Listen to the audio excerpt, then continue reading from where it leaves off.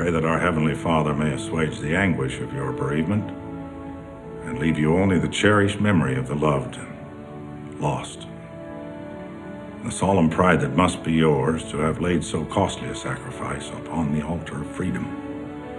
Yours very sincerely and respectfully, Abraham Lincoln. We interrupt this program to bring you a special report.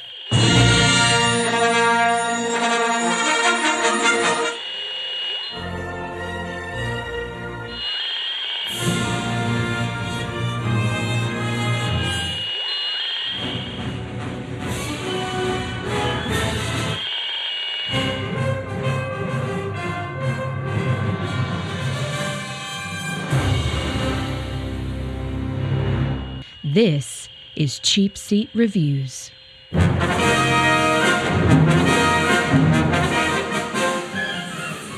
Hello, and thank you for listening to Cheapseat Reviews, the podcast that explores the Hollywood film industry for the greater good. This is episode 145, and today we are talking about Saving Private Ryan. I had to say that nice and slow, make sure I didn't say the other name. I am Sean Allred, and joining me tonight is Andrew Morphine to the Leg Jimison. Oh, hold on. Sorry. Say that again, Andrew. I totally screwed up. I didn't have your fader up. Say it again. Bonsoir, monsieur. Thank you. All right. I'm sorry. I screwed up the joke. That's just sad. I know. I'm sorry. Hey, it's live podcasting, legacy podcasting at its finest. We'll fix it in post. No, we won't. That's the funny part, because I'm not going to do it. Unless Sam drops more F words in German, I'm not fixing it. Well, yeah. Corny, Fubar Logan. Once again, he's super busy. may or may not show up. So he may or may not show up. So his middle name is actually super appropriate tonight. And Sam wants to take his typewriter everywhere vector.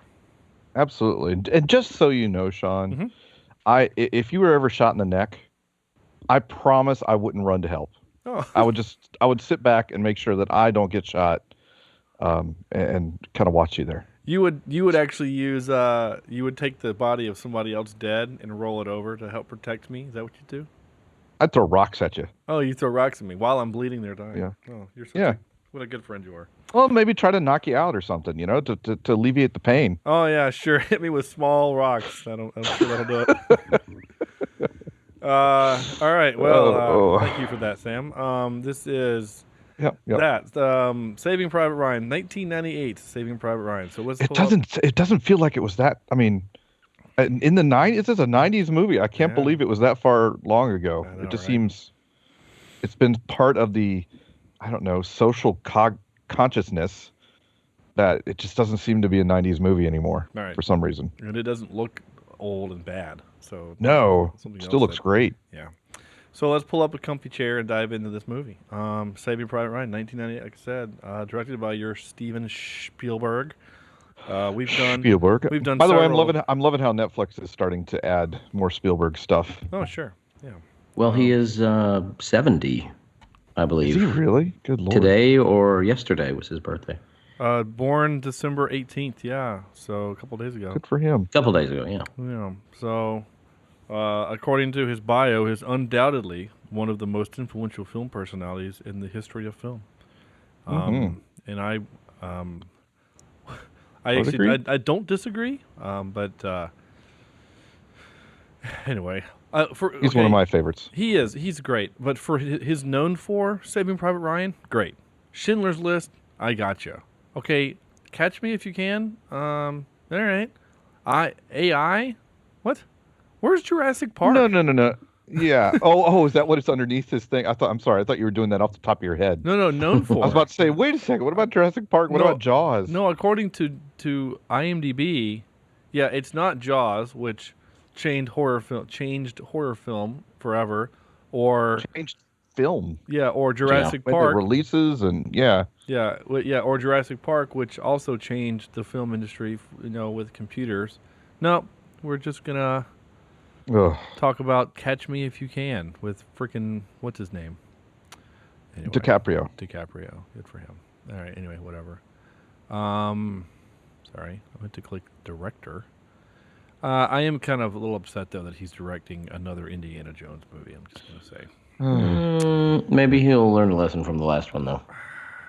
Let's hope. We need someone like JJ to do another Indiana Jones. The only a fanboy, you know. The only thing that makes me happy about it, or not happy, that gives me hope, a new hope even, is that George Lucas is nowhere near this thing.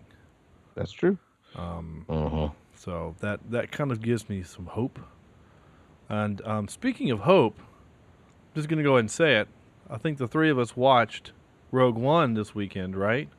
Yeah. So yes, sir. we're going to do our typical Saving Private Ryan episode, and we might spend the last 10 minutes of the movie. We will give you a spoiler alert for that. So if you want to just end the show at that point, that's fine. Or now, if even. No, I'm just kidding. No, don't do that. Yeah, they've already ended it. Yeah. They just downloaded it just so they can give us credit for the download. I guess. Yeah. Yeah. It was a mistaken, download. It was one of those where they're like, oh, all right, might as well just delete it. I actually have had a couple of my new coworkers said, "Oh, I found your podcast and I downloaded it." I'm like, I don't even care if you listened, as long as we get the download, that's fine. Because the numbers help. Anyway, that's funny. We are download whores. Yeah, we are. Yes, we are. We're Whatever it takes. Listener horse too. I mean, gosh, in fact, we're so bad, we'll even take your money to put you on our show. That's right. We should encourage more people to go to GoFundMe.com/Cheapseat Reviews. We're still doing that. And Yep. you can donate $25, get you on the show. That's right. So 2 listeners, Michael and Alan, did that. We have a third listener that donated the requisite amount, but he has not picked his movie. So waiting on you there, Andrew. Is his name, not you, obviously. Not me. Andrew. No. But speaking of you, Andrew, please, sir, what is, just in case no one knows what Saving Private Ryan is this a movie about, Private Ryan goes to church and he gets saved? What is this movie about? Well, not exactly, but there are some churches.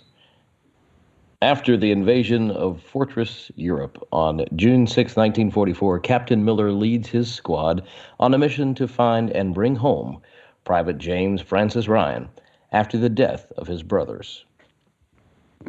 Okay. I guess that's probably a little bit better than what IMDb said. Yeah. Yeah. Which is It goes on. Do you want me to go on? No, I'm fine. Thank Just- you. okay. No, I'm yeah. IMDb is basically pew pew bang bang. Dirt, explosion, pew pew, Nazis. bang, bang. Yeah, Nazis. Oh.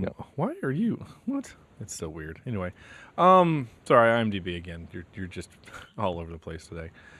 Starring your Tom Hanks, your Tom Sizemore, and then a bunch of other people. Basically, this movie was like oh yeah, I forgot he was in it kind of a thing. Yep.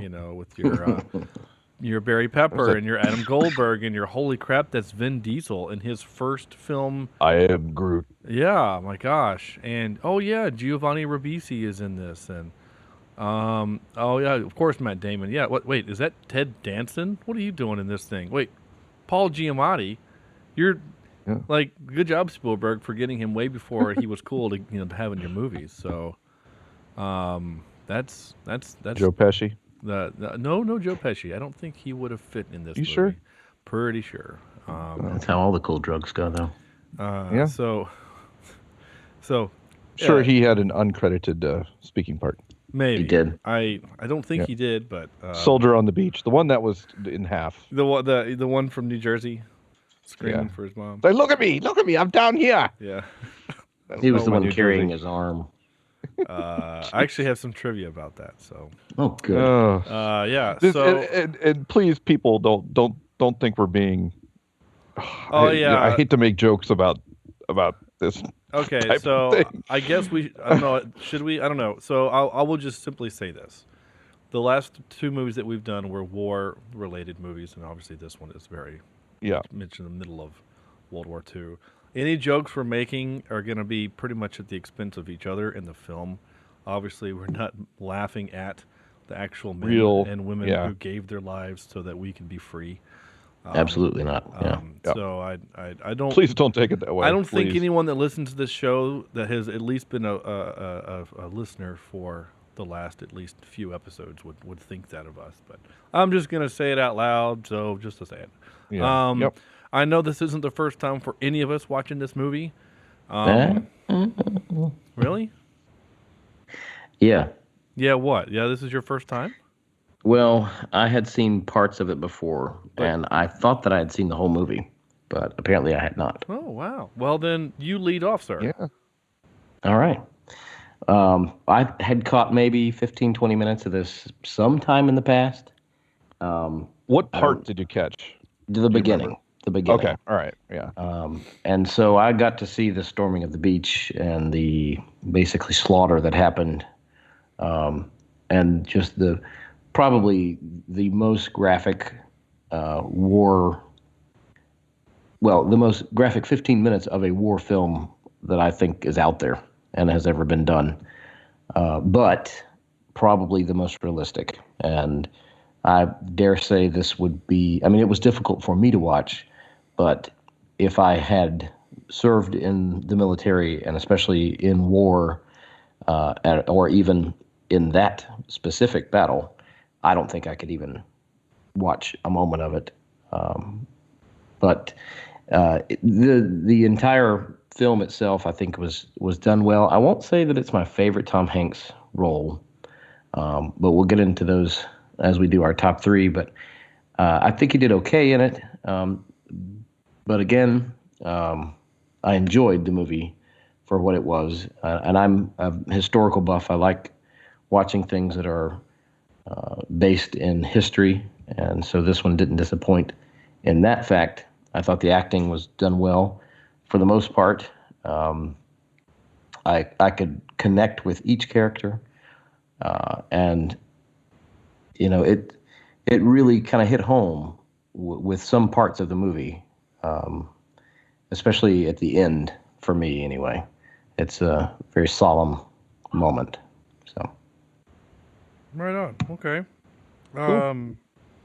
Yeah, Sam. This, I love this movie, first of all. I've seen it many times, but I believe this is the first time I've seen it all the way through after being a father. And for some reason, that completely changed as my wife is trying to get my dog up the stairs, completely changed my, I don't know, frame of mind while watching it, and the understanding, before I agreed with, why are we wasting these lives for this one person?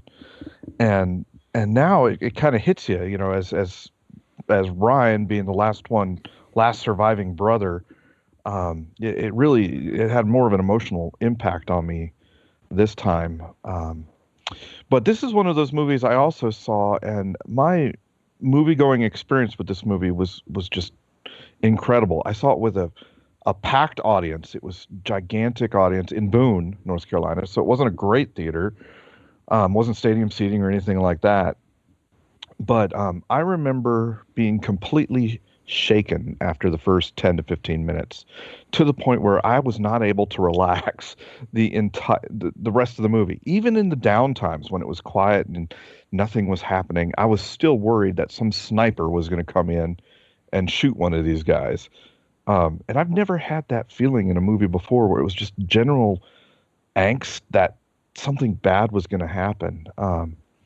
Most war movies nowadays are pretty much compared to this thing. Mm-hmm. There's so many people that have been trying to recreate the beach storming scene in their movies, and some, there's been a lot of hit and misses. But I tell you, Spielberg did wonders with this thing. Certainly there are hokey moments, and certainly there are a few cliche war movie tropes that I'm sure we'll explore. But by and far, this movie has so many, how could I say, impactful moments that it's probably up there on my top lists of movies. And I'm being a Spielberg buff like I am. I just enjoy his sensibilities with this type of stuff, and enjoy how real he makes it feel. How about you, Sean? Oh yeah. So, excuse me. So, I watched this for the first time when it came out on video, VHS, on two cassettes, because the movie is so long. It came in 2 cassettes. Oh my gosh. Yeah, and I watched this with my then girlfriend, her dad, not her, but her dad. And Did he comfort you? no, he talked the whole time, and I was watching Oh, man. with my best friend Chris too, and the whole time he kept like, "Oh my gosh, look at that!" And, like, he talked so much that I think I left halfway through the movie because I couldn't stand to be in the room with him. He was driving me crazy. So then, at some point, my parents bought it on VHS, and I've watched it. So this viewing is probably my 7th, 8th, or 9th viewing of it. I've seen it a bunch of times. Obviously, first time as a father as well, Sam. Mm-hmm. First time, certainly with the CSR glasses. It's still a fantastic movie. I think it still 100% holds up. It's still jarring as hell. Video games have made scenes for their games based off of the movie. In fact, the Call of Duty World War II Call of Duty game, it starts off and they basically used like shot for shot the opening invasion of this movie. So the movie is just it's brutal. It's really brutal, and Spielberg, it does one of those really great things where he's able to take a really hard subject and not make light of it, but allow people to exist in this world where we can still have some fun, we can still have a joke here and there, and it not just be damn depressing, you know. You okay? Is that Morse code for something? Yeah. What happened? Yeah, Andrew, you having issues over there? No. Okay. Sorry, it's fine. It sounded like somebody was like flicking their microphone or something. I didn't know what was happening. Oh. Okay. Yeah. Anyway. So no, the movie, it's so good. And now I don't want this to be an hour episode of us just saying, "Oh, this was great and this was great, this was great," because that makes for a boring show. So, though I don't really have many faults with the movie, we will talk about some of them. But so we'll just start off with this that opening scene, right? So they shot that scene. So most movies don't shoot. They don't shoot movies in chronological order, but you typically have to shoot scenes in chronological order because it just makes more sense. So they shot that from the beginning of the beach to the end, right? And it was, to use the phrase gut-wrenching, it really was. And seeing guys with, I think Andrew, I can't remember if I hit record or not. You might have made the joke off air. I already can't remember. I'm still kind of sick, and if you can tell my voice, and I'm on medication, so I might say things 2 or 3 times. I apologize. But the gentleman like walking around looking for his arm. So some of the extras that they had in the movie were former military, Irish military, and they some of them were missing limbs, and so they were used as extras in the movie, and then were given prosthetic, fake limbs. So that guy who's looking for his arm, he literally was missing an arm due to combat. Oh wow! So very realistic then. It makes it more realistic than a dude with than Bryan Cranston with his arm in his shirt. So which hey look, there's Breaking Bad. There you go. So anyway. But after finished watching this, I thought I had a moment of reflection where I thought, how are we going to have a podcast that's going to be fun and light on a movie that is this kind of heavy, right?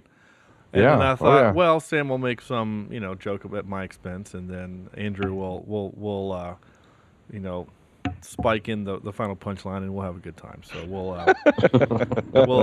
find a way. Hopefully, Corny could have been here to make some. He could have made a Sean Connery reference at some point somehow. I don't know how, but he could. I'm sure he was in the movie too. Sean somewhere. Connery. Well, I'll save that for trivia. So,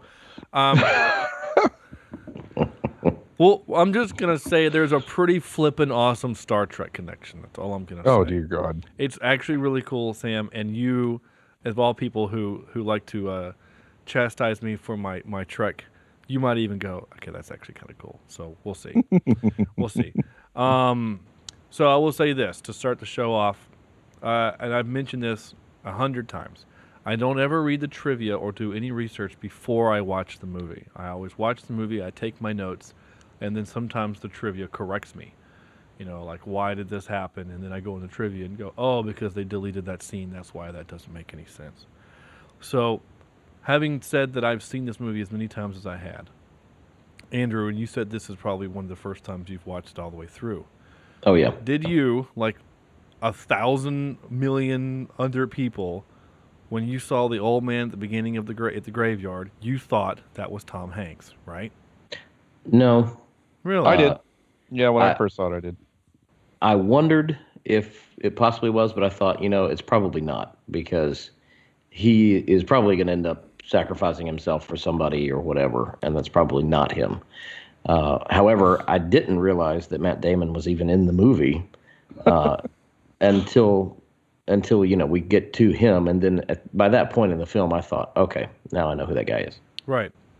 Well, and it was funny because they weren't originally going to cast Matt Damon. Spielberg liked him from when he saw him in Courage Under Fire, which is another really good movie. But Matt Damon in that character is a drug user in that movie, so he's like super skinny. And then he was like, no, I'm not going to use him. And then his buddy Robin Williams was like, no, hey, check this kid out from Good Will Hunting. And so he's like, okay, yeah, I'll cast you in the movie. So he cast him in such a small role because Good Will Hunting hadn't come out yet. And so Matt Damon wasn't really a star until that movie. So that's why he gets really so little screen time, because it's a Tom Hanks vehicle. I mean, let's be honest, it's a Tom Hanks vehicle. Yeah. So the reason why I asked that question, though, is Matt Damon seems to have that knack of kind of showing up in these weird small roles. Yeah, I mean, obviously earlier in his career. I mean, even in Courage Under Fire. I mean, that's a Denzel Washington movie with co-starring Meg Ryan. It just happens to have Matt Damon in it. Yeah. Anyway, so the reason why I asked that question is because it was this viewing that I noticed that the man in the cemetery is wearing an Army Air Corps pin on his jacket, and I'm like, oh, that's Ryan, because he was a paratrooper. Oh. And it was the first time I saw it. I mean, this showing, I was like, oh, so they told us at the beginning of the movie that it's Ryan, but the edit makes you think that it's Captain Miller. Interesting. Yeah, so... I didn't notice the pin until the end of the movie, but I saw it. Right, yeah. And I was only cognizant of it because of Band of Brothers, because I've watched that series probably 6 times all the way through. And in fact, there was a moment, I can't remember where I wrote it down, but I can't remember where it was, but there was a moment where I was like, man, I just want to stop this movie and then go watch Band of Brothers. You know, like, cause the first, like, stop the movie after the D-Day invasion and just stop there and then go watch the first 3 episodes of Band of Brothers, right? Get past the training one, and then where they actually do the jump, and they all meet up, and then they take that small village, and then once they meet up from there, Easy Company takes out those guns that are shelling the beach where the troops are landing, and Band of Brothers is so flippin' good. It's so good. Pandora keeps playing the soundtrack for me. Oh yeah, Michael Caine, I think, did that. It's fantastic. Yep. So anyway, Michael Caine. No, not Michael Caine. Michael Caine write the music for that. I don't know what accent you're doing, but I'm Michael Caine. Okay. It's really, I mean, it's spot on. Yeah, right? I feel like I know. I feel like I'm here right now. I'll use that to order Taco Bell, and they're like, "Oh my God, Michael Caine is out there!" We must. And then they're so disappointed when I get We to the must window. give him I'm like, free tacos. I'm sorry, I am not Michael Caine. You sound You more sound like like a cross Forrest between Gump. Forrest Gump and Michael Caine. Yeah, you're Forrest Gump pretending to be Michael Caine. That's fantastic. Hello, Jenny. I'm Michael Caine. Oh, I knew we'd find a way to make this podcast fun. Oh my gosh. Oh my gosh. Oh yes, okay. Anyway, what was I going? I don't even know. It doesn't matter anymore. I wrote, "LOL just reaches in with that nasty finger and pulls out that dude's gum." We were way less concerned about germs back then as we are now. Be like, "Oh, just ask for it. I'll give it to you. Don't just reach in with your bloody, dirty, gross finger." So, did you notice that the movie had a Central Africa moment? No. Was it a country that didn't exist? No, it was. I'm going to refer to when directors talk down to us as that moment. Okay. That's just the best way. Well, I don't know. Does that work? Maybe not. What's the better way? Maybe the what was the movie? It won't work. The bit won't work if I can't remember the movie. Pierce Brosnan, where he steals things. Oh, Thomas Crown. Crown. When the director squished the Monet in half, and he just assumed that we wouldn't notice it. Yeah. So anyway, I don't know if this is that, but so Tom Sizemore, right? They get up to the beach and he takes some dirt and puts it in a can. So it's his collection of the places he's landed on, and it's France, right? Country, Italy, country, Africa, continent. Yeah. And so I wrote, "LOL, Can just says Africa because some dumb Americans watching this wouldn't know where the hell." And I literally wrote Central Africa ... I mean Morocco or Tunisia are, because I don't know. Right. I don't know where his unit landed, but I've never even thought of that, but Yeah, I that's didn't think of it completely either, but- correct. Yeah. Again, these are things I think of when I'm watching the movies for the show, right? I think of all this stupid stuff. This podcast, by the way, has ruined me for my wife when I'm watching stuff, and she's like, You have to "Stop." analyze everything. I analyze everything, you know. Oh, really? I I don't know. I was able to sit through Rogue One with just like a fanboy. Yeah, I did too. I'm more. But I did have to physically like flip off the switch. Does that make sense? It's like, okay, I'm not here to critique. I'm here to be entertained. Yeah. Mm. I kind of did, but part of me will still like kind of analyze some things. Yeah, there's two things in particular that I could not help, and we'll talk about that later. Yeah, we'll talk Yeah, about it later. yeah. So anyway, so that's fun. I wrote that this is probably the most intense first 25 minutes of a film ever. Absolutely. It just jars you. Well, it, mainly because first of all, it's real. I mean, not they're not really killing, but Yeah. like Spielberg went and looked at historical video. He got eyewitness accounts and made it as close as possible to what he was, what they had went through, and to see some of that crap that they had to get through to stay alive even. It just blows my mind that anybody would be brave enough to get out of a boat. Yeah. And even getting out of the boat was dangerous. Yeah. Being in the boat was dangerous. Yeah, It's just wild. Those boats were called Higgins boats, by the way. They were manufactured in Louisiana. I don't know why I know that, but I do. Here's something to ponder. This has nothing really to do with the movie and more to do with the war. And Sam and I are both kind of proclaimed ourselves to be kind of history. I would say more nerds than buffs, but Yeah. because we pick and Well, choose. Andrew, I think has said too that he's Yeah, Yeah. have you, Yeah. Andrew? I can't remember. I'm sorry. If I wasn't dying, I probably would have remembered that. But and I say nerds because I feel like we probably pick and choose the parts of history that we like, and we study that stuff. But anyway, Oh yeah. I'll be honest with you, I just don't care about all the Chinese dynasties. I just don't. But anyway, with that all being said, though, going into Operation, oh shoot, not Spear. What was that operation? I can't remember. My brain. I'm sorry, guys. Anyway, the Operation Overlord. Yeah, Operation Overlord Yep. to do the invasion, right? Part of the operation was all this subterfuge and trying to make the Germans feel like they were going to invade at a different part, at the narrow part. Yeah. Farther north, way farther north. So all the intelligence said that's where they were going. They even told some of their underlings that's where they were going. Only a few of the higher generals knew where they truly were going, so that, if there were spies in the network, they would send back to their bosses.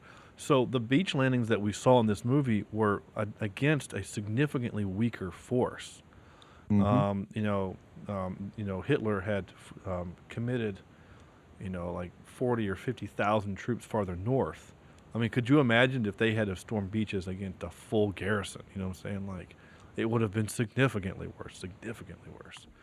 So, so good job, Eisenhower, for that. And there's all kinds of, and I'm not going Well, and Churchill. I'm Winston Churchill. No, Andrew, do your Churchill. Yes, Winston There we go. Churchill. Yes. Yeah. I'm Michael Card. Yeah. Michael Caine is one of my favorite actors. Especially when he does his impression of Forrest Gump. Mama said there'd be days like this. Right. That was Yeah. bad. That's a song. Yeah. I just realized your Winston Churchill could easily be Alfred Hitchcock as well. Really? Oh, Yeah. did not know that. Yeah, I didn't either. Anyway, I was going to say I'm not going to bore you with some of the actual things of the history behind what they did. So, if you're interested in that, there's lots of books. Go read them, or at least Wikipedia it. So, that's all I'm going to say there. But yeah, so that opening scene was great. Yeah. I forgot that Vin Diesel was in this. Now I'm gonna need. I wish Corny was here, but I'm gonna need a ruling, right? Yes. On this, okay? So Vin Diesel, right, is he is mixed, right? He is a mixed race individual. I'm not incorrect there in saying that, right? Well, he's. Yeah. Yeah, he's part man, part machine. Is that what he is? He's part man, part tree. Yeah. Yeah. I've always been told that, and I don't know if that is for He's got a fraternal twin brother.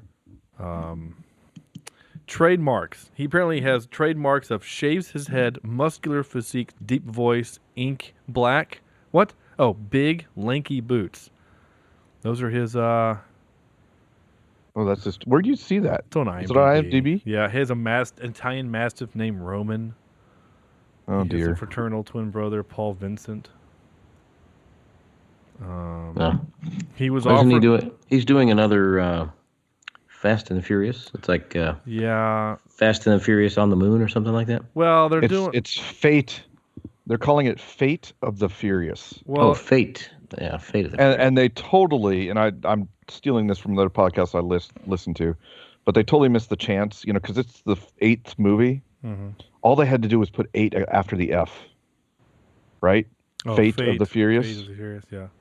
Yeah, Oh, they, yeah. they missed that. Or big they time. could have done the Furious Awakens and stolen.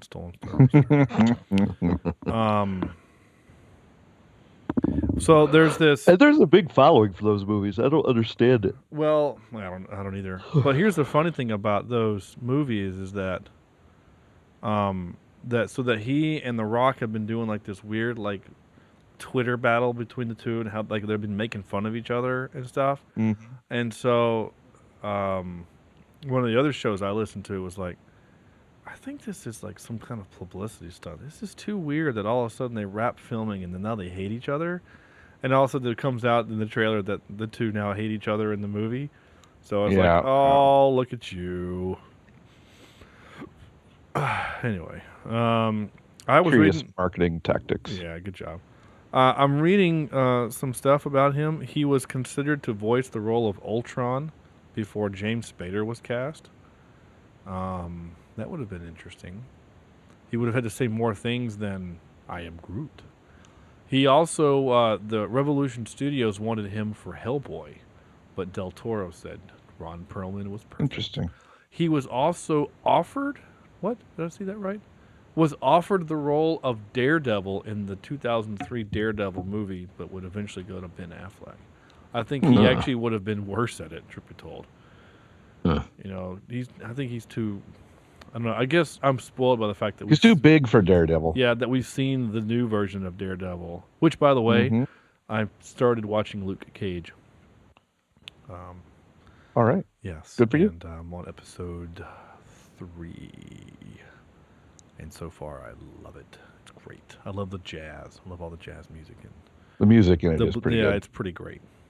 It kind of reminds me, I know, Sam, you would never have watched this, but Andrew, any chance you ever watched Cowboy Bebop? I have no idea what that is. Okay, fine. Corny would know what the hell I'm talking about. It's an anime that has a lot of really cool jazz.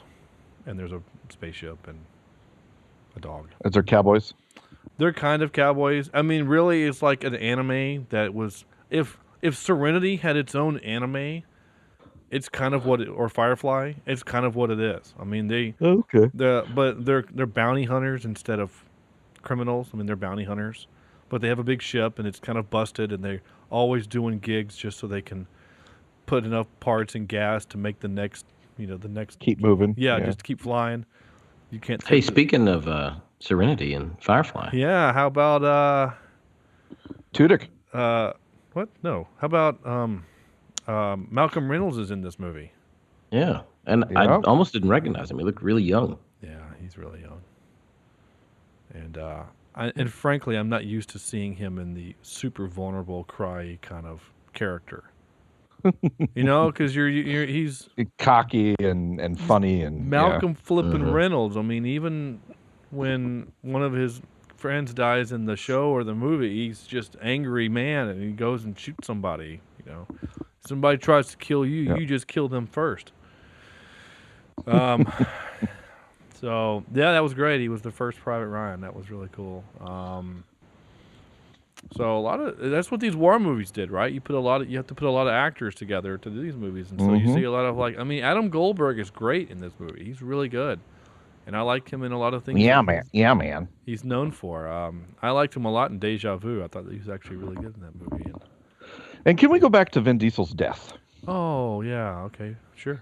Was there no way that they could throw him a rope or just I don't know, it just seems weird to me that there was no way to get him off of that road and not be safe or it's just... Well, these guys aren't Boondock Saints. They don't walk around with a bunch of rope. I know, but there's so much debris around you, a crowbar or a rebar or something that he could grab and you drag him over. Yeah. I don't know. It just seemed that was a very tragic death, I thought. Oh, it was a waste, too. You felt bad because it was a waste. He's just there standing, trying to help this kid, and he gets hit in the The back. little girl, yeah. And I didn't notice until this time when he got shot, he fell on a piano. Yeah. And I always thought that was just a John Williams thing, where it was just this, I'm gonna match these chords to just kind of make it uncomfortable for the audience, for the music. I didn't realize that he literally hit a piano. Now I'm sure it was actually, hit in a recording studio. John Williams picked the notes to make it sound creepy and ominous, but I felt bad. It was sad. I will also admit this. I've admitted this on the show before. I do tend to get emotional in movies. I got weepy-eyed when Giovanni Ribisi died. Oh, good Lord. I hate that. That scene, I almost have to just look away. It is one of the... As far as movie deaths, it is the standard of awesome. It is such a well shot. Yeah. You feel for everyone there how helpless they feel because he is the doc. And when he says, "Just give me more morphine," the looks they all get are like, he's dying, and all we can do now is make it so he's not in pain. And it just gets me because he's got that baby face. You know, it's like you're not old enough to go to war and to die. You know, you're just too young. And I did like that he was the squad's conscience. You know, like they're all messing with the dog tags, kind of acting like they're poker chips, and he walks over and he just takes them and he's like, "These are not poker chips." You know, the whole airborne is watching. I like that. You know, he's the conscience. He's the doc, right? So. Yep. No, the one that gets me every time in this movie, is when the stabbing. Yeah, with Adam Goldberg. Yeah, Adam Goldberg's death is just brutal in my mind because it should never have happened. First of all. Yeah. And secondly, you are so close, and so you are right there and can almost feel it. It's just it's such a visceral happening, and man, that's just brutal. And you want so bad for Upham to do something. Snap out of it. Yeah, and so one of my notes is like, I understand it's easy for us as the listener, as the audience, to get mad at Upham for freezing. Yeah. And then it's like, this is a kid. This is literally his first time in combat, because all the other times he was kind of in the back, and now this is the first time he's getting bullets shot at him, and he is in charge, and he froze, and and I get it, right? And so he kind of gets his, it's not really a Popeye moment, but he kind of, for lack of a better word, he gets his revenge. Yeah. He gets his, and when he does it, I'm not supposed to, I don't think, smile, but I did. And war is hell, and he kind of became a man in that moment because he was like, you know what? You killed my guy after I stood up for you, and we told you to turn yourself in, and you didn't, and so then you killed my guy, and you killed my captain too. So I'm gonna shoot you unarmed. Ooh, gosh. Ooh. The hell was that? Was that Molly? No, that wasn't me. That was me. Sorry. Jesus. That was my lung exploding, I think. Oh, my Lord. That scared me. I thought those cats outside my window were attacking each other again. I couldn't reach my mute button in time, sorry. It's fine. I want to isolate that sound and keep it forever. I got to remember where that was. Yeah, 48 minutes. I'll do that. Yeah, so that scene was great. And by great, I mean awful, and painful to watch.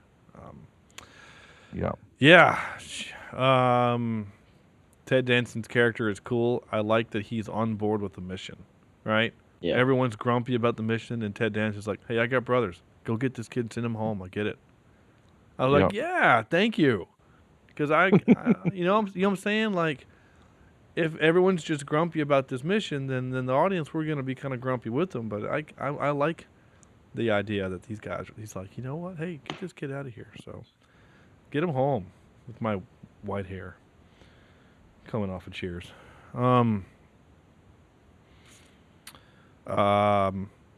So I wrote this note.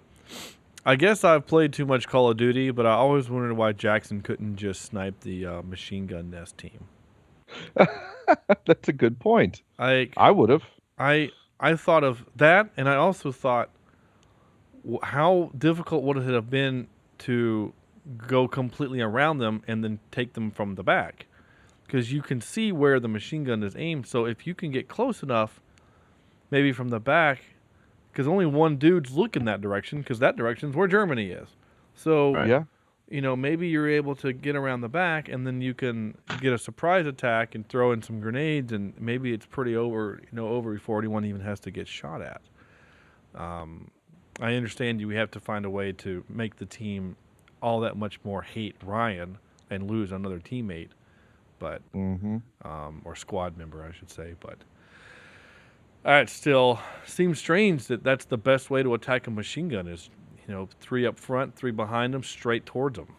So, but I'm not in the military, so if you are and you tell me that that's the way it is, then I'm fine. And I've probably been playing too much Call of Duty. Oh.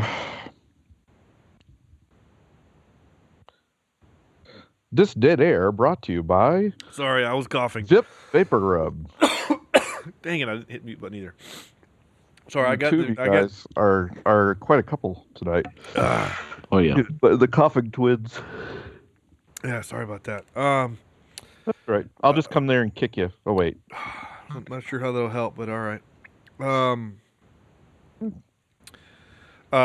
So this movie goes along with my theory that if I take a lot of notes, I hate the movie. It sucks, and if I take a few notes, then it's a great movie. I took like 15 notes. Yeah. Literally like 21. And of the 21, 1, 2, 3, 4, 5, 6, 7, 8 are notes for capturing clips. So, we did have this. Damn, hold on. Sorry, here we go.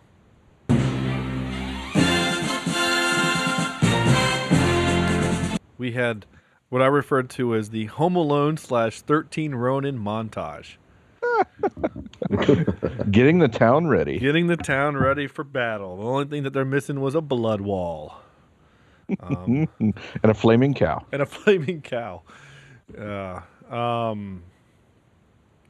Anyway, I don't know why 13 Ronin, that scene for whatever reason reminded me of Ip Man. And then it reminded me of Donnie Yen, who is in Rogue One. So yes.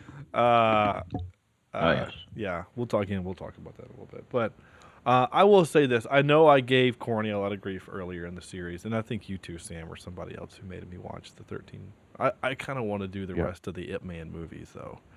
I know they're all in Japanese subtitled, but I seriously just want to watch Ip Man 3 to watch, because I've already watched it like 6 times, just the fight scene between him and Mike Tyson.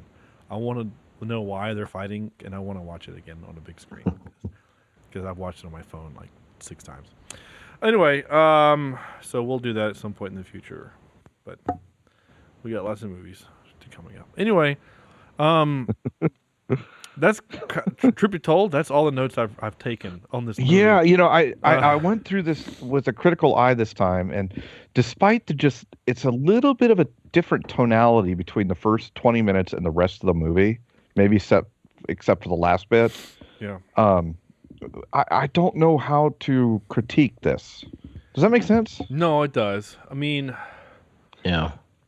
I knew it was going to be difficult, but I didn't expect it to be this difficult. I expected to find some problems with acting, some, unbelievable stuff that was happening. Of course, you've got the trope of snipers shooting through the scope, that kind of thing. Which is reported that actually happened, but that was during Vietnam.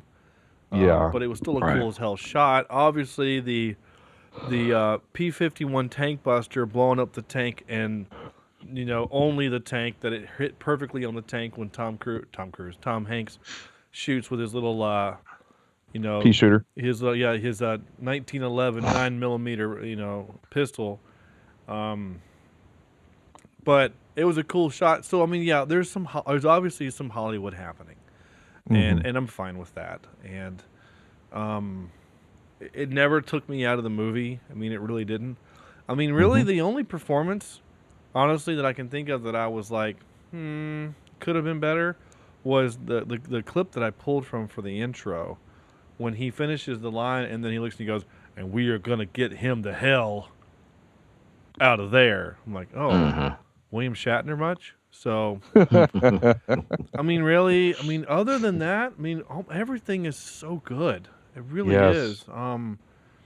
And I apologize to our listeners that we aren't able to pick this thing apart, but it just goes to show. No, it's go see this movie if you haven't seen it. Because it's clear to it's as close to a perfect film as we've ever seen on this show. Yep.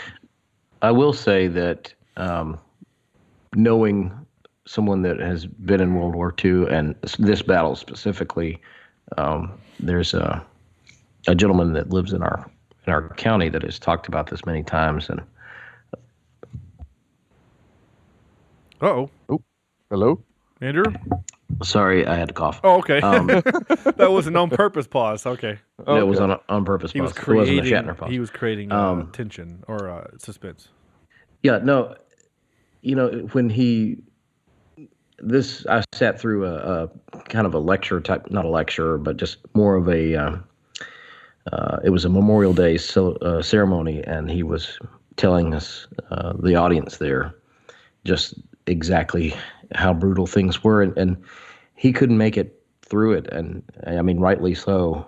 And it was just so tough. Even, I mean, he's probably in his 80s or 90s even at this point. 50 plus years. Exactly. Plus years ago, yeah. And so to see some of the things like when they're taking their helmets off and hitting each other with their helmets and just finding anything they can find to fight each other. Yeah. You know, you don't think about that. You think about, especially those of us who are pretty distant from military. You know, I have grandfathers that both served in the military, but you know, that's the closest I get to it.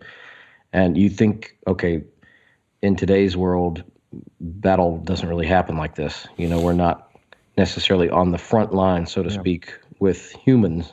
We have drones that take care of things, and of course we do send people as well, but the technology has changed so much. You don't really think about what these guys actually went through, and just how brutal the combat was.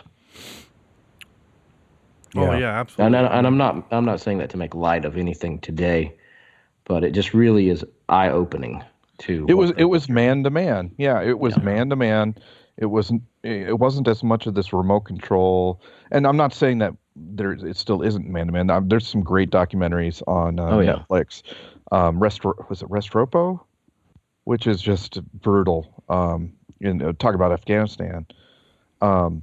But good Lord, you know, these were kids that didn't well, I guess they've all volunteered, but these were kids, you know, how many days out of boot camp, you know, going straight into this. It's just wild. Yeah. Wild to me. Yeah. Both of my grandfathers served. No, my dad's dad was an Army cook on a base.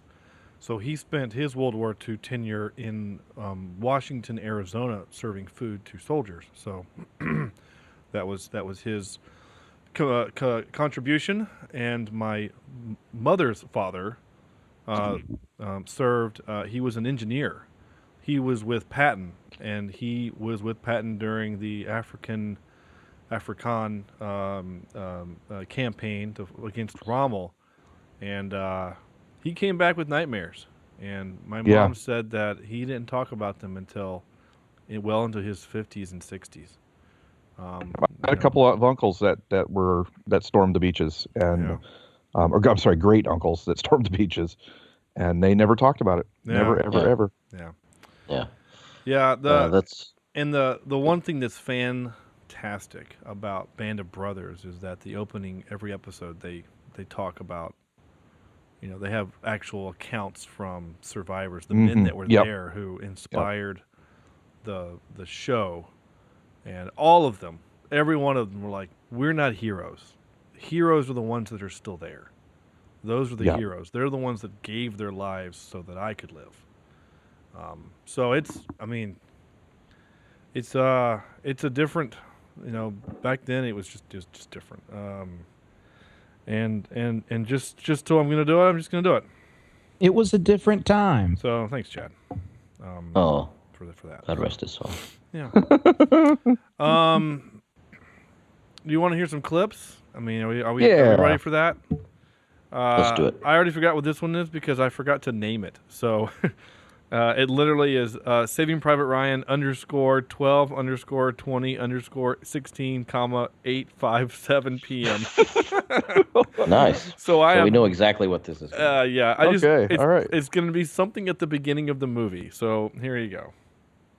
Captain, if your mother saw you do that, she'd be very upset.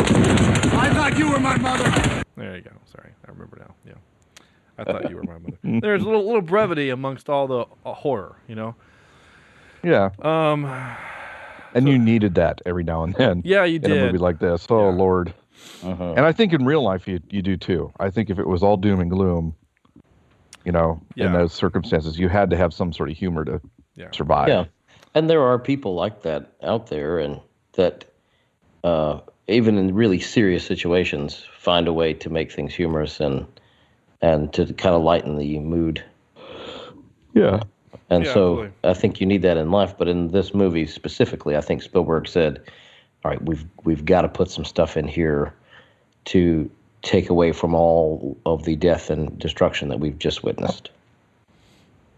Yeah, agreed. And frankly, Captain Miller's he kind of throughout the movie kind of shows that he kind of diffuses some stuff with humor a little bit. Like Oppum is like all weird and whatever, and he's like, I want to bring my typewriter, and he just holds up a pencil. He's like, we'll take a pencil, and then he's like, okay, I got some good news. You're not gonna need any of this crap, and he throws it on the ground, but you're gonna need your helmet. You're gonna need that, So like he has a couple of moments where he kind of has some brevity a little bit, and I have a little bit more of that coming up here in just a second. I don't know if any of this was on script or if this is just one of those moments where guys are just giving each other, they're just busting each other's chops because they kind of talk over each other, which makes me think that it wasn't scripted, but it was pretty funny. Here you go. Okay, listen up. What? What are we gonna do? You're going home wrapped in an American flag with a hunk of cheese in your ass, Caparzo, you smart ass. Now listen up. You liked it in the ass. What? I thought you liked it in the ass. That's right. So there you go. Well, what was that, Andrew? In the butt, yes. Oh, okay. So because you could kind of tell that wasn't intentional because the other guy wasn't mic'd. Yeah.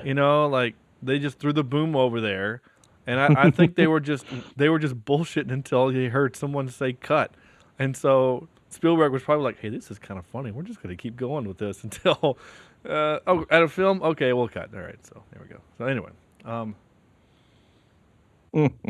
That happens. It happens later on, actually, in the movie. The story that Matt Damon tells is totally made up on the spot, and which is impressive. I mean, that was a pretty detailed story. I had heard, and I can't remember where I heard it, but that was a story that involved his actual brothers. Oh gosh! But I don't think he has 4 brothers or 3 other brothers, so I don't know, and I couldn't find it in the trivia for this movie. So maybe just someone heard it from somewhere and just repeated it to me. I don't know. So I have no way of corroborating that. Anyway, this is one of my favorite moments in the movie because I used this quote. I've used this before, and I'll explain after I hit the button that plays the clip. Maybe. Hey, so Captain, what about you? I mean, you don't gripe at all? I don't gripe to you, Ryben. I'm a captain. There's a chain of command. Gripes go up, not down, always up. You gripe to me, I gripe to my superior officer, so on, so on, so on. I don't gripe to you. I don't gripe in front of you. You should know that as a ranger. That's right. I for some reason, that's one of the bit of advices that have stuck with me through the years. Yeah, me too. In terms of work, and just making sure that, if I'm ever over anybody or if I'm talking to, especially when I was in construction, I don't complain around the guys. Right. You just don't. You're always in charge and you always, everything's under control. And I for some reason that has always stuck with me. And so he does something in this movie that I again, same thing, right? So for the last 4.5 years of my, actually 7.5, 8 years, I have been a supervisor of other people. And as their supervisor, I never complain to them, especially in mass. Now, there have been times when I will do an eye roll or a, this doesn't make sense or whatever to the group. But for the most part, like what he does, right? So Captain Miller, right, he has his first sergeant, Tom, other Tom, Sizemore. And he tells Tom everything, right? Tom is his NCO, and they've been together for, he said they've been together since Italy or something like that. So they've known each other for years. So there's a bond of trust there, right? And so he will feel free to complain to him as needed, right? I mean, he even did so. He's like, I don't care about Ryan, and he better go on and invent a better, longer-lasting light bulb, right? That's not something he can say in front of one of the other privates or the corporals, right? So I was the same way, right?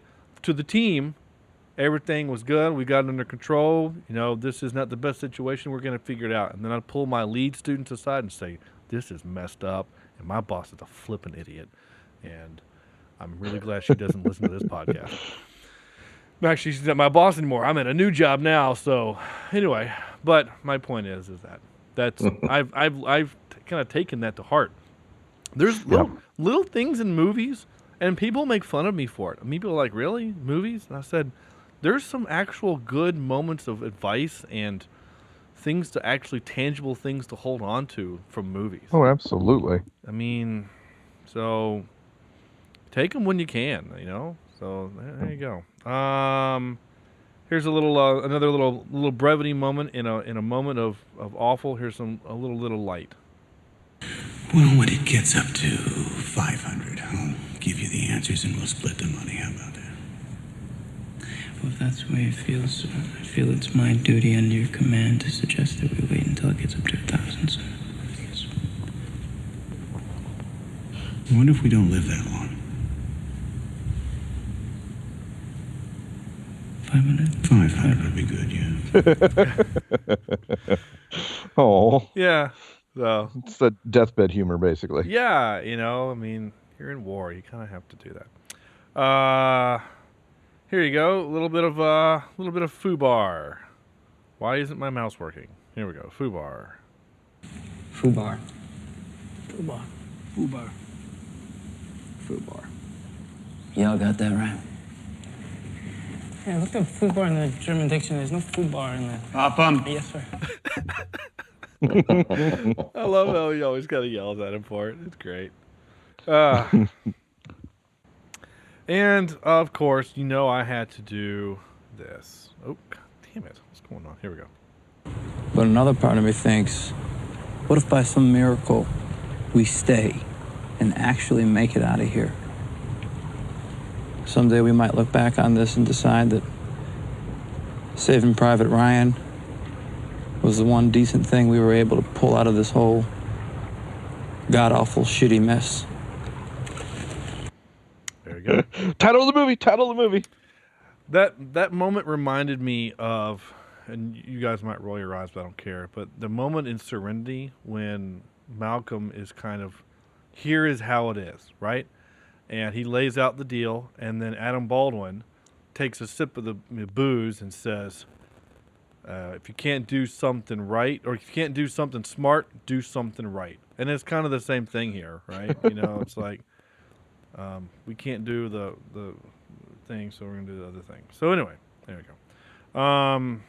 That's it. Here we go. That's all for clips. Here we go. Woohoo. Maybe if my mouse is going to do its thing. Here we go. And now for some more bad news. Ready? All right, some trivia. By the way, if you don't know what foobar is, go look it up. I'm not going to say it on here. Trivia. You mean you're not going to say? I didn't write down any tropes. I know there were some, even war tropes. The sniper.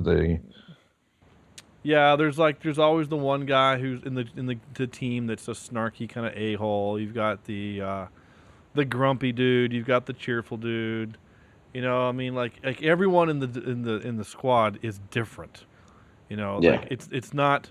There's not even like two dudes that are similar. They're all different. Everyone is. They're these seven. Yeah. Different personalities. Yeah, the seven dwarfs. So. Yeah.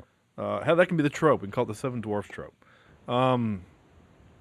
And Captain Miller is Snow White or something. I don't know. And then I actually had a professor in college that told me, knowing that I was going into education, said, Andrew, there are about 7 personalities, and one of them will be yours, and then there are 6 others, and all of your students will fall into one of those 7 categories. Interesting. Yeah. Yeah. And for the most part, that's held true. Yeah, you're pretty right about that, actually. Just one of those personalities is like your arch enemy. Oh yeah, most definitely. Yeah. Interesting. Yeah, and there were some other tropes like, I guess you can even call it P-51 Ex Machina. I don't know. So anyway, there were some other ones in there, but frankly, I didn't record any or write them down because I was just so engrossed. I forgot to write some of them down. So trivia. Trivia. It's been a while since you've done that. Tom Sizemore was battling a drug addiction during... Really? Okay, sorry. My glasses I'm bifocal, so they do that funny thing sometimes if you're not looking, and it looked like it said battling a drug addiction. I was like, wait, what? Oh. Battling drug addiction during... So he's taking Tylenol and some NyQuil. It's not that he has a problem with drugs. He's just taking too much of it because he can't add. Is it 7 milliliters or 70? I can't count. Spielberg gave him an old tomato. There's a Friends reference for you. Old tomato. Ultimatum that he would be blood tested on set every day of filming, and if he failed the test even once, he would be fired, and the part of Horvath would be recast and reshot with someone else, even if it was the end of production. Wow. So, and Spielberg has enough clout to do that. The actors all had to undergo an intensive pre-shoot 6-day boot camp during which all but one of them voted to quit as they found it too arduous. The one dissenting voice was Tom Hanks, who thoroughly enjoyed the experience. Naturally, his vote counted for the most, and so the rest of the actors were obliged to complete their training. Here's the best part of this. That's awesome. Everyone was required to go to the boot camp except Matt Damon, thus helping to instill a sense of hate and frustration at his character that he didn't have to go through the boot camp. So Spielberg is brilliant because let's just make us hate him just that much more. Neil Patrick Harris was considered the role for Private Ryan. There were several other people in there in that list, but his was the only one that I thought was interesting. All right, Sam, you ready? You ready for my Star Trek connection? All right. I guess. All right. I want your honest opinion, and if you say that's stupid, then fine. But I think this is that's very stupid. Cool. Many veterans of D-Day congratulated director Spielberg for the film's authenticity, as well as actor James Doohan, best known for playing Scotty in Star Trek. Doohan lost his middle finger on his right hand and was wounded in the leg during the war. Also, he participated in the invasion of Normandy on June 6, 1944 at Juno Beach, where the 3rd Canadian Infantry Division led the attack. He commended Spielberg for not leaving out any gory details. Wow. So Scotty gave this a thumbs up, or at least he literally gave the finger to the Germans, which is cool because I learned of that trivia about 5 or 6 years ago that he had lost his middle finger. Now I have seen hours and hours and hours of Star Trek with him in it and never once noticed that his middle finger was missing. And it's because he always did his best to hide it on camera because, frankly, it kind of looks gross. And so he would be holding something or have his other hand in it or he would have his hands behind his back or just it was a conscious thing that he did to kind of keep it off screen, which I thought was always very cool. So there you go. I think that's pretty cool. There was a couple other pieces of trivia. There's about 4 of the same ones, but basically when this movie came out, the censors were really critical of it and said, you're pretty close to getting an NC-17 movie. And Spielberg said, I don't care. This is how the movie is going to be. And if you give me an NC-17 movie, then I will air an NC-17 movie. Now, several countries banned this movie. Said it was too violent. Like India and Singapore and several other countries said, nope, not gonna watch this movie. Like, it's too violent, or whatever. So, in fact, there was one account where there was during the preview, or not the preview, but the opening, there was a German officer there who had to leave because it was too emotional. Uh-huh. Is that me? Is that my phone doing that? Doing what? I'm hearing RF interference in the recording. I didn't know if one of you have your phone near your microphone or any of your cords. No. I had my phone right next to the laptop that's recording. That's why I was wondering if it was me. I moved it and it stopped, so it might have been my phone. Okay. I wrote under recasting, nope. Perfect. No, not at all. Perfect. Yep. This movie is almost 20 years old and it still holds up and it's perfect. Just, you could not have done better. I mean, they did have Harrison Ford was thought of to do Captain Miller. I like Tom Hanks's portrayal. I don't know if grumpy Harrison Ford would have been right for the role. Well, Tom Hanks really is everyman. Yeah. He's not particularly buff or strong, but you can relate to him. Yeah. On almost any level. Right. And when he says, I'm a teacher, I'm like, yeah, I can see you as a teacher. Yeah. So. Yeah. Soundtrack great, I wrote. Perfect and emotional. John Williams flipping nailed it again. The darn trumpet. The solo trumpet. Yeah, that gets me. Man. That gets me. It's not a track. It's not a tune or any music I would go out and purchase. Mm-hmm. I don't own this, but and I own most of Williams' stuff, but I don't own this one. But it pops on Pandora. It'll pop on Pandora. The one that I get super excited about is when Band of Brothers comes on because it's that's a great sound. Because it's super driving. And you get and you're like, man, I want to go charge a hill. What did we learn? I wrote War is Hell. There you go. So, did you guys ever watch the whole? Was it the Pacific?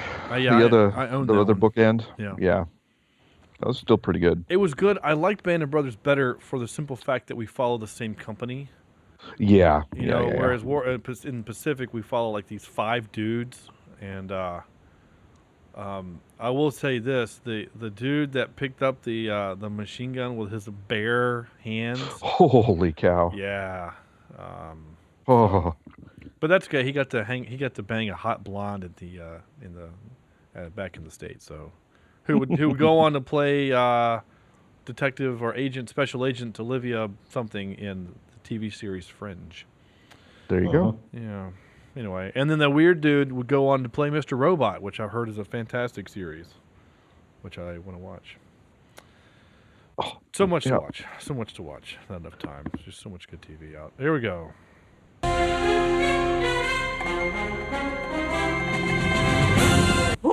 We decided to do what other than Tom Hanks, since we've already done World War II movies, which this movie was, I think, in almost all of our lists. For World War II movies, we decided to do Tom Hanks movies. If we've done this before, we've forgotten, but we're pretty sure that we haven't. Since Turner and Hooch is our only other Tom Hanks movie that we've done. If we are wrong, which is surprising to me, but I guess he does a little bit better movies than generally get on Netflix. Yeah, that's what I was getting ready to say. Yeah, and generally than what we watch. I mean, the fact that we've watched 2 in the last 3 weeks, we've watched Oscar-worthy films. Yes, I know U571 won an Oscar for sound editing. That's not what I'm talking about. I'm talking about movies that could have won Best Film and could have won Best Actor. That's what I'm talking about. It did win 5 Oscars, this movie, for Best Director, Best Cinematography, Best Sound, Best Film Editing, and Best Sound Effects. Tom Hanks was nominated for Best Actor. And of course, John Williams was nominated for Best Score. So, and some other stuff, makeup and things. Anyway, so Andrew, your top three, sir. All right. This was very difficult to narrow down to three. Sure. Because I enjoy many, many of his films. But if I have to choose three, which you have to, yeah, I'm going to throw in a. Well, maybe I won't do honorable mention because this honorable mention may be one of your top three, so I won't do that. Out of respect for the top three. So number three, I'm going to go in with Saving Mr. Banks. All right. Oh, the Disney film. Okay. Portrays Walt Disney. Does a fabulous job there. The number two, I'm going to go in with Big.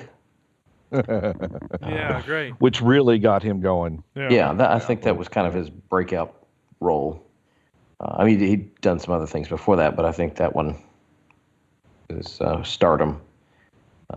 Number one, a lot of people don't like this movie, but I think that the entire movie is great. The soundtrack is fantastic, and he really shows off his acting chops here in The Terminal as number one. Right. Oh, yeah. He plays Victor Navorsky. I actually have never seen it. Stuck in the airport. So yeah. Okay. So there we are. Cool. Sam? Wow. Believe it or not, I've got a totally different top three. I have two. But not saying those aren't good, but they're fantastic movies. But it's hard to narrow it down. Oh, it is. Yeah. But I've got my number three as Castaway. Okay. And I'm a sucker for those darn survival film type of things. And when he has to get the bad tooth out, holy cow! Oh, my number two is Forrest Gump. Okay. You infinitely quotable, and my number one may not be the best Tom Hanks movie, but I think it's the best movie overall with him in it. Would be Green Mile. Okay. It's a great movie. My name's John Coffey, like the drink, but only spelled different. I obviously can't do a Michael Clark Duncan. How about you, Sean? What you got? So my number three, I only share one movie. So the advantage of having a storied career is that we have lots of movies to choose from. This is crazy. That's great. So my number three, I actually was going to do an honorable mention for something, and I forgot what it was. Well, you could do it. We've already done ours, so you can certainly. Oh, well, the problem is I forgot what it was going to be. Because it wasn't going to be any of the ones that you said, and it sure as hell wasn't going to be the Da Vinci Code, which has got his what he is known for. I think that's actually one of the worst he's ever done, and I don't entirely blame him for that. Just saying. I mean, maybe my honorable mention would be A League of Their Own. I liked him in. It's kind of fun. Or that's great. Or that thing you There's do. no crying in baseball. Yeah, that's a great line. No crying in baseball. Did anybody ever tell you look like a little penis with that hat on? That thing you do is great. That's actually really good. So I don't know. It would probably have to be that. Those is my. So I'm just gonna say those are my honorable mentions. My number three, actual number three is why it's the Polar Express, of course. Oh, I love the Polar Express. Oh, I hate that movie. Why? The dead eyes. Okay, you have to get past that. They freak me out too, and every year we watch this, I look at Sarah and say, if they only would have waited like 2 more years to make this movie. Right? Yeah. It was made in 2004, just 2006 we had figured some of that stuff out. Imagine if they remastered it today. I mean, but the eyes, I can't watch it. I'd have nightmares. They don't bother me as much as they obviously bother you, and it's a family tradition to watch that. We'll watch it. And we'll talk about Dead Eyes in Rogue One 2 here in a few. That's fair. We'll probably watch it Thursday. We drink hot chocolate, but yes, you okay over there? Oh, the ghost in the basement. There's weird noises happening now. I'm getting kind of freaked out. Anyway, we are talking about Dead Eyes. So. I know, right? Anyway, This new place we're staying in, it's a rental and it makes weird noises. Oh, what the hell is he saying? Oh no, so we love the Polar Express in it. I think it's really good, and I think he's good in it as a voice actor and all the voices. He literally does all of them except like the kid. And you learn that he can actually sing, kind of well. So number 2 is Big, for me. I love Big. Okay, yeah. That was a childhood favorite growing up. As a child. How many of us wanted that to happen? Oh my. Oh yeah. To have the big apartment and all the fun stuff that he had in his apartment. Oh my gosh. The best part is to see things through an eyes of a child, right? Yeah, so when he gets his first paycheck and he's like, $1,100, he's like, that's the most money he's ever seen in his life. Whereas the three of us would look at that and go, shit. That's not even going to cover the mortgage, so. Yeah. That was back in the 80s, too. It was in the 80s, but I mean, it's still the 80s of New York or something, right? Yeah. So, anyway. And my number 1 would be, and it was funny, we were with my parents this past weekend, and this movie came on, one of there are free movie channels that they get, and my wife says, I've never seen this movie before. And we started watching it, and I claim that it is Ron Howard's finest film as a director. Apollo? Apollo 13. Yeah, that was in my honorable mention. Yeah. It is a great film. I love that movie. I'm sorry, Sam. Great soundtrack. I must have missed it when you said that. I apologize. But, oh, yeah, James Horner is amazing. It's just another litany of, oh, yeah, that guy's in it, and oh, yeah, that guy's in it. And it's the only movie I don't hate Bill Paxton in. And in fairness, and I had forgotten this, he spends half the movie sick. So he can barely do anything. So I'm like, that's perfect for your acting range. Ron Howard was a genius to get that much out of him. I mean, that movie, so we watched it, but the movie started at like 10 o'clock at night. So by the time they've already gone around the moon, right? And then they've already had their issues. They come around the moon, and they had to do that burn where they have to do it like by hand. My wife had already fallen asleep. Well, there's still like 40 more minutes of movie to go. So we'll have to, I don't own it.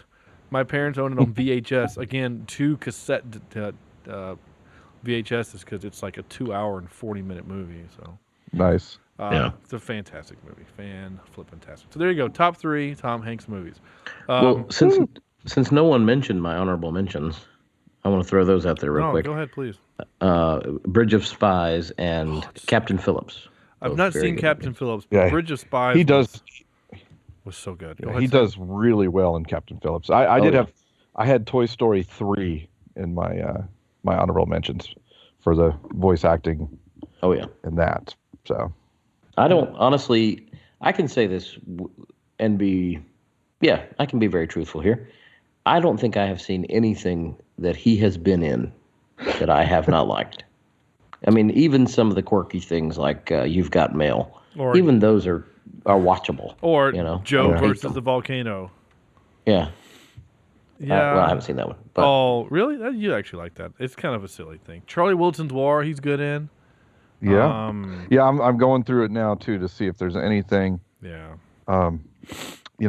Actor, not producer here. So, good Lord, he produces a lot, by the way. So here's one. This is for whatever reason. I loved this movie as a kid, and I watched it a whole bunch. I'm not really sure why, but Radio Flyer. He's just the narrator, right? He's not really acting in it. He's just the narrator. But it stars Elijah Wood and Adam Baldwin. Serenity's own Adam Baldwin, but you never see his face because he's the bad guy. But it's a kind of a dark movie for a kid's movie. But I watched this a lot when I was a kid, and So anyway, Dragnet. He's not really good in Dragnet, but I don't think the movie was good, but he didn't do a bad job in it. Yeah, he's not bad at it. Splash. One movie we didn't mention too is The Money Pit. I love. Oh, that's a funny movie. That's a funny movie. Oh, that cracks me up. Yeah. He's gonna be in Toy Story 4. And why couldn't they stop with 3? Oh, I don't know. It was such a perfect ending. It was a perfect ending. What is this one? There's no story. You don't know. No. Oh, Woody and Buzz go on adventure to find the one toy who was given away, Bo Peep. Oh, God. Yeah, she was Bo Peep was the kind of the hopping man of the yeah, she just Toy Story Toy series. Story world. Yeah, she just disappeared in the third one, didn't she? Anyway, it kind of weirds me out. Toys are they having sex or something? I don't know what's going on there. It's weird. Dude, well, you're also the one that doesn't like those Cars movie. I can't. Because Like, are they like? I mean, they can't have sex. Like, do they? They would dent each other, right? They manufacture each other. Yeah. They just like all right, time to have a kid. Okay, what are we gonna have? Well, I don't know. gotta order it. Let's go to the dealership. I mean, so you're a race car, which I'm not sure what model you are. You're just generic race car. You kind of look like a Corvette, and you're a Porsche. So what would that make? I don't know. This is a child's movie, right, Sean? It doesn't matter. It doesn't matter. I can't. I love it. I can't. My brain. I can't turn it off. Like, again, and people laugh at me like you guys are right now. I understand. Like, again, Star Wars, I'm fine with because you establish these rules, right? The rules are we're in a different galaxy, so some things are different, which is fine. And we have space magic, and robots can make dumb jokes and be grumpy and whatever, and I'm fine with that because you establish those rules really early. Even in Star Trek, it's just our future, so we're not doing anything that's unrealistic. Unbelievable. Yeah, unrealistic, fine.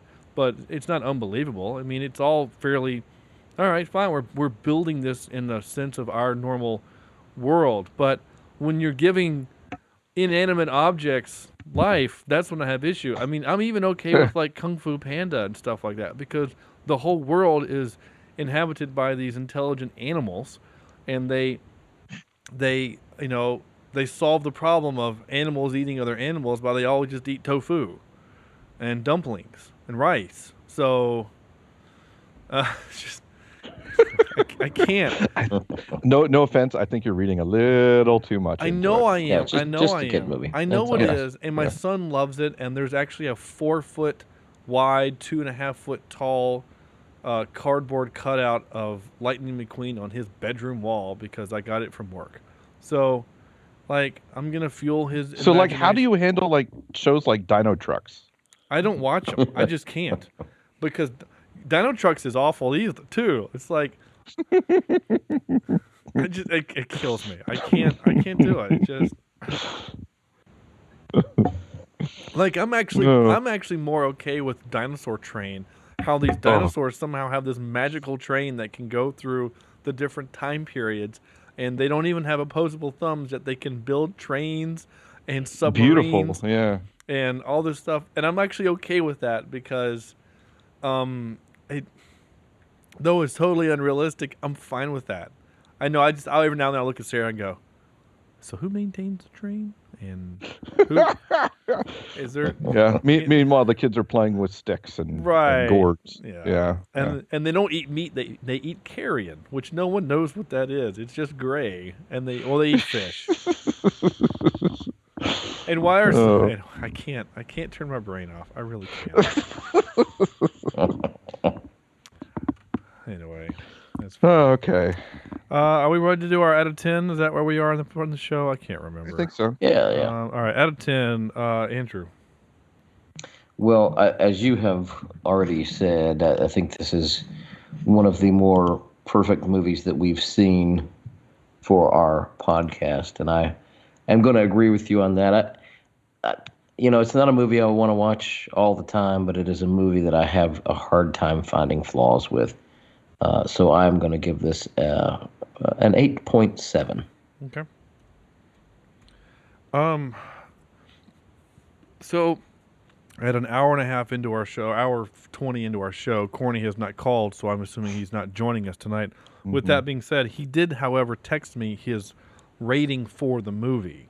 He did watch it, and he was able to at least give me his rating, though he wasn't able to join us tonight, when he gave it a 9.8. Wow. So wow. Well, it did have explosions. That's 1/10 of a point less than his favorite movie of all time, Scott Pilgrim vs. the World. So Goodness gracious. I don't know. Maybe it's a 10. I don't know. Sam.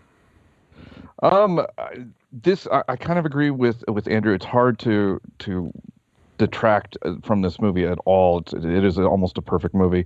The only thing I can detract from it is just rewatchability. I can't sit and watch this thing over and over again.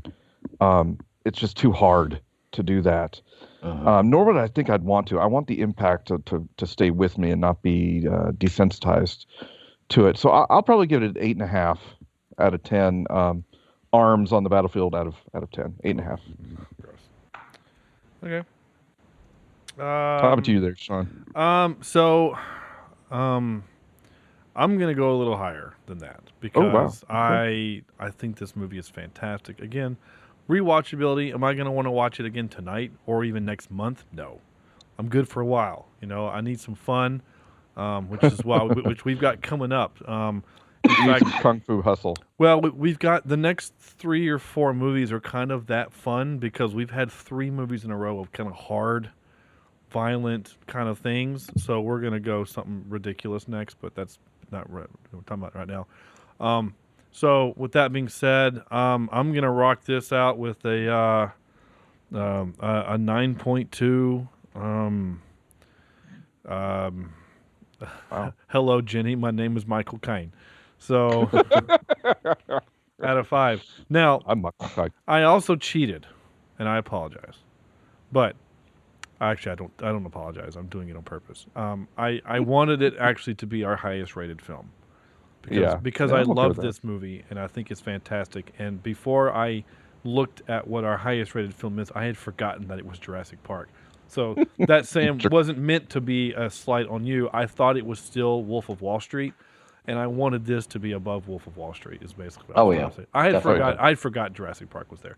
So with my vote of 9.2, that will firmly place this as our number 1 ranked movie of all time. So, and isn't that crazy? The top 2 films on our list are Spielberg films. Spielberg films, yeah. And honestly, Sam, I'm going to give you a little grief. Never mind. Actually, I was going to give you some grief because you haven't updated the show. But Jaws is up here. So Jaws, however, is in our top 25. Yeah. So 3 movies in our top 25 are Spielberg movies. Yep. In fact, okay, hang in there. 1, 2, 3. I'm gonna say.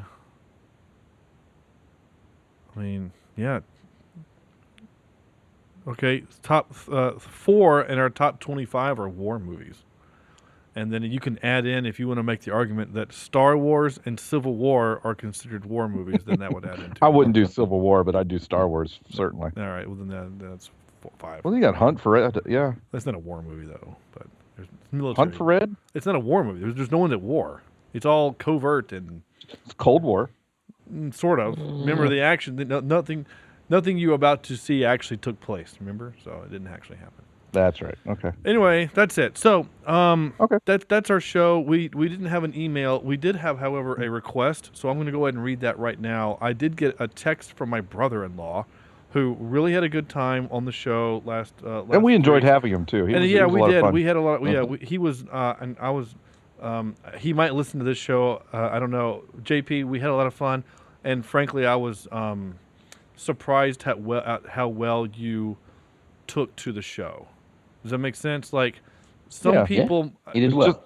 Some people might kind of get overwhelmed with the fact that hundreds of people listen to this show. I mean, we make fun of the fact that we say 7.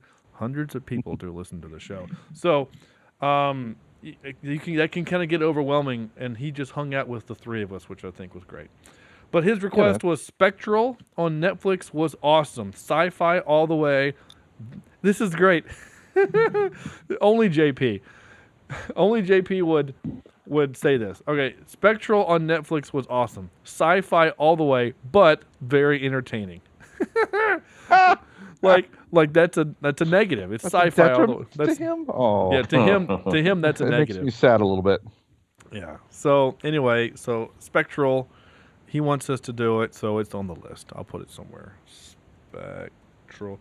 And since it's a Netflix movie, I doubt it's going to get pulled anytime soon. Yeah. So we'll leave it it might get farther down. Anyway, that's it. So there you go. All right. So at this part of the show, at an hour and 30-some minutes, we're going to take a few minutes and talk about Rogue One. We're not going to do its own full show just because we're insanely spoilerific. By the way. For several reasons. One, we're kind of booked and we're getting requests, and I want to fill those obligations.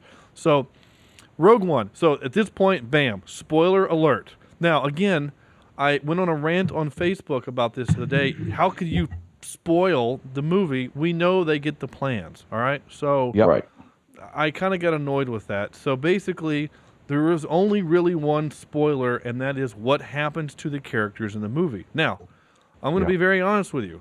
If you went into this movie expecting to see cool characters that were going to live, you should have not been paying attention because they. But the crazy thing is, the original script before the reshoots, we're going to have them live. Is that why they had to do reshoots? I believe, yeah, a lot of it was. You can't have them live because they're cool characters, and you're going to want to. Well, why aren't they in A New Hope? Well, they couldn't have been. And frankly, I think it cheapens the movie if they live. Absolutely, honestly, I agree. Absolutely, this had to be a Titanic. This had to be an all or nothing, all in. Yeah, to the death to make it impactful enough to show the sacrifice they had to make to get those plans. Right. And that's what it was. You've either got to kill off the characters, or you've got to use characters that are in the original, 4, 5, and 6 that are not huge in those movies, but are there. Yeah. Right. Yeah. Like, that's supposed to be the guy that's sitting next to Han in the briefing room, who's just the ground troop or something, right? Like, which you couldn't do. And to have these very interesting, very recognizable, very different characters, in order for them, for their mission to mean something, they had to sacrifice themselves. And what I think it does, which is why I'm glad they did the reshoot, Sam, if you're correct in that, is it makes what they did matter, and it also makes A New Hope better. Oh yeah, because I totally agree. You watch the beginning of A New Hope, and you're like, I know what shit those people went through to get to this point, and all of that boils down to 2 little flippin' droids. You know what I'm saying? Like, yeah. So that was that. So I'm gonna just go ahead and start off and say this. Andrew made the joke about dead eyes. Okay. I thought they did. Actually, I think I did, didn't I? Yeah, you did. Sorry. Yeah. So Grand Moff Tarkin. Grand Moff Tarkin was a little awkward, and Sarah looked at me and said, "Why is he CGI?" And I said, "Because the actor's dead." So he died by something of 20 years. Yeah, he was old in 77. I mean, he's long since gone. So I didn't feel like his CGI was terrible though. It wasn't bad, and I think for several reasons. One, he has a stiff face and palate anyway. I mean, when he talked on Star Wars, he barely moved muscles. It just he was more like a puppet, right? So he just has an imposing presence because he's a tall man and whatever. But it was still noticeable, and that's the one thing that took me out of the movie. And it was a little noticeable, and it didn't bother me too much. And the more screen time he got, I was more kind of like, okay, fine, with it. I think they could have done it better, though, differently. I don't know in terms of hiding him in shadow a little bit, or a lot of his stuff was darker. He was, Yeah. But there were also scenes where it was his face. I mean, gigantic in the screen was him. Yeah. Talking to somebody else, but it was close up. Yeah. So his was fine. It didn't really bother me. Now Leia's bothered me because it looked so... I love Leia's. I thought that was great. Hers bothered me because it looked video game-ish, and frankly, I would have been better off had she not ever turned around. The guy comes in and says, "Here are the plans." And then when she turns around to face the front, the camera goes behind her to look out the front window. We're still to her back. And then the dude says, "What do you have?" And then she says, "A New Hope." And then credits, which is obviously what happens. I would have been fine with that. I would have been fine with them not having to try to CGI Carrie Fisher. What was the other thing that really kind of annoyed me? I can't remember. So the thing that I loved. All right. So there's 2 things that. Yeah. There's 3 things that I flippin' loved about this movie, and I mean really loved. One, K2SO, as voiced by Alan Tudyk, was phenomenal. Perfect. Every scene Perfect. that he was in, Yeah. he stole the show. Wash was he was amazing. He was Yeah. great. And I loved him, and he was snarky, and I want all robots to be snarky from now on. Okay. Number 2. Okay. And again, you guys will feel free to throw your things. Number 2, things I love. Friggin' Donnie Yen was amazing. Yep. He was awesome, Oh, yeah. and he was fantastic. And when they saw him in the trailer, people said, "Are you a Force user?" And he's like, "No, there are no Jedi in this movie." But him and his sidekick were great, and I loved them. And they were they were just, I am one with the Force is with me. I am one with the Force, and the Force is with me.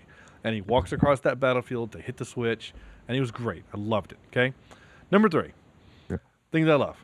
I loved that they showed that the rebellion isn't a bunch of flipping goody two-shoes out to do the right thing. Dude, he shot him in cold blood. He shot that dude in the back, right? I mean, just boom. Yeah. And I was like, whoa. And he did it because he had to, because he knew that the Empire would capture that dude and torture him and get all the information that they needed about the rebellion, and he couldn't have that. And that wasn't his mission. And not to mention opening the world up. And of course, I don't watch the Rebels cartoon stuff, but the radicalized people that are fighting for the not the alliance, for the rebels. Yeah. And I was like, whoa. Here we have terrorists. Basically. Yeah. The Empire would consider these people terrorists. Yeah. Uh-huh. Yeah, so those are the things that I thought were great. I mean, I really enjoyed their characters. The trope of the girl when they're wronged parents. All right, fine, it's a trope, whatever. But it's a Star Wars trope, right? Like you have to have some sort of parental problem issue. Yeah, you have to. Yeah. Other thing, DeForest Whitaker was completely underused, and I hated his voice. He was annoying. Oh, I did too. I didn't know if the oxygen was supposed to be funny or not. I didn't think. From what I've read, the reshoots took a lot of his stuff out. He's also his character is in the Clone Wars cartoon, from what I've been told. And I didn't know that. He's not in Rebels. I've watched the Rebels. Well, I haven't seen this season, but I've watched seasons 1 and 2. And Rebels is actually pretty good, which I've said on the show. I wanted more of him, and I didn't get enough of him. And again, his voice annoyed me. Whatever, fine. Something else that annoyed me. So how about some inventive space battle? Oh yeah, the space battles were great. I loved the Corvette. I got an idea. Give me a Corvette, and he freaking smashes it into that Star Destroyer, and then that was great. Rams the other one. Yeah, that was a cool scene. Yeah, that was cool, and I really appreciated the fact. And Sarah kind of poked fun at this, but I liked it. So the original Star Wars Star Destroyers, they're models, right? They're models. They're 6 foot long models made of plastic. And in this, there's a couple moments where we're really up close to these things, and she's like, they kind of look like toy models. And I'm like, I think that's on purpose, right? They didn't want the ships to look more futuristic than what they would be in what would the be next movie. The next movie, which would be literally in just the next. You know what I'm saying? They didn't want them to look. So I appreciated the nod. I got a little annoyed with the Easter eggs. Hey, look, here's the blue milk. Hey, look, there's the guy that Obi-Wan's going to cut his arm off later on. Hey, look, I got kind of annoyed with that a little bit. I love that, though. That was, I don't know. I fall for those types of things. It was too much fan service. I was like, oh, cool, there they are. I didn't feel like they were overly done. I appreciated them, but I didn't feel like they were too much. It didn't take me out of the film. It was just one of those. Here's another thing. I started counting. Yeah. And again, and maybe I don't know. There's like 15 or so, yeah. Yeah, like it's a lot. And call me. Somebody might be listening, going, "You freaking hypocrite! You loved it when they did it in the Star Trek reboot." And my thought and my only defense to that would be they did less of them, and that was purely fan service. Like, hey, there's a dribble, So I guess I'm being hypocritical. Wouldn't this be purely fan service? And to that's have and you're right, and it's truly it is just fan service. But I guess my point is that for what it felt like in the Trek movie, it was just there it is in the background, as opposed to we're going to literally zoom the camera on the blue milk for 2 seconds. I mean, he literally did that, and like it almost went out of his way a couple of times to show us stuff. But whatever, it's fine. I loved Gareth Edwards. I loved the way he sets up the set pieces in terms of depth and scale. Yeah. The beach scenes against the walkers were unbelievable. Oh, yeah. Just so very cool. And, you know, where you're seeing the explosions from up in the tower, you know, it gave you a sense of place and perspective, yeah.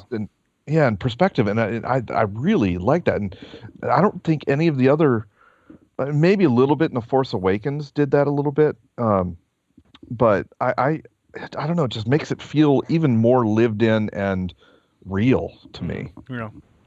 It was very grounded, I think, in kind of in the reality of Star Wars. Did you notice that Gareth put in his monster in there from his movie Monsters? I didn't know until I started reading some stuff afterwards. The jail cell she's in, her companion there, was basically a bipedal version of his monster from his movie Monsters. Yeah. Which it was fine. I laughed, and Sarah kind of gave me a look. She's like, "What are you laughing at? Like, there's nothing funny here." I'm like, "Oh, I'll tell you later." We went on a 2:00 on Saturday. There was 7 other people in the theater. Opening weekend. Whoa. In Gastonia. Like, where were they? I don't know. And we went to the IMAX. Not IMAX. We went to the 3D, which was fine. Yeah, we didn't do 3D, but we did that Big D Max in Hickory. Oh yeah, the Big D. Yeah, the Big D. It's not called that, but I like calling and it Big D. I had to sit in the handicap row, so it was a little closer than I'd like. Yeah, that sucks. But it was still pretty cool. So I'm going to say this, and we can go on if you want, or end it with this. And I've gotten looks from people who have seen the movie that have kind of disagreed with me. Though I got into a pretty heated discussion with one of my students today, because he didn't like it at all. And then... Who? What? Did you say who? No, I said ooh. Oh, yeah, sorry. Yeah, ooh. And it was mostly... What's the bastard's name? Yeah. Yeah, let me look him up. And basically, after talking with him... I will send Michael Caine after him. Basically, after talking with him, his issues with the movie are his own and his own mistakes. He's like, they never mentioned any Bothans. I'm like, that's not this movie. This movie takes place before the 4th movie. Bothans are in the 6th movie. And he goes, are you serious? I said, yeah, that's not this movie. And he goes, oh. Well, I was, okay. Well, then that makes it a little bit better. Like, there was like 4 moments of that where he got mad at the movie, and it was basically because he doesn't know Star Wars well enough to understand it, you know? So you had to show him how big a fan you are. Sort of. I had to kind of explain the ways of the Force a little bit. But I'll say this, simply this. I thought it was a really, really good film, but I did not leave the movie excited like I did for Force Awakens. Yeah. I walked away from Force Awakens giddy and energetic and nerded out because the movie gives us questions. Who are Rey's parents? What about Finn? Is Finn going to become a Force user? And, you know, how did Goggle Eyes Lady get the lightsaber? And what is Mark Hamill now going to do? And, like, all of these questions that we now have, we need answers for the next movie. Yeah. Whereas this movie creates questions and then answers them that we didn't need answering. Right? And Sam, when you mentioned, I think Sam, maybe Andrew, I've already forgotten, mentioned Apollo 13 in your honorable mention. That's because I was reading an article, about one question that this movie answers is why did it take so long to build the first Death Star, but only 4 years to build the second one? And that's simply because they didn't have a power source powerful enough to power the device, the machine, the Death Star, until they were able to mine up the Kyber crystals, which of course we know powers lightsabers. So, anyway. Well, and I somewhat agree with you, but only it to me this was like, I'm sorry, The Force Awakens is like going into a new theme park, and you know the new theme park is open. There's going to be rides. You haven't ridden on all of them yet, but you know they're going to be awesome. Yeah. This was like looking through a window into a specific part of a theme park. It's there. I love it, but of course, you know, it had to end the way it ended. Well, to make it fit within the canon, and I think that's partially why you didn't leave excited, is because this is a Titanic of sorts. We knew what was going to happen before we went in there. Yeah, and I know that.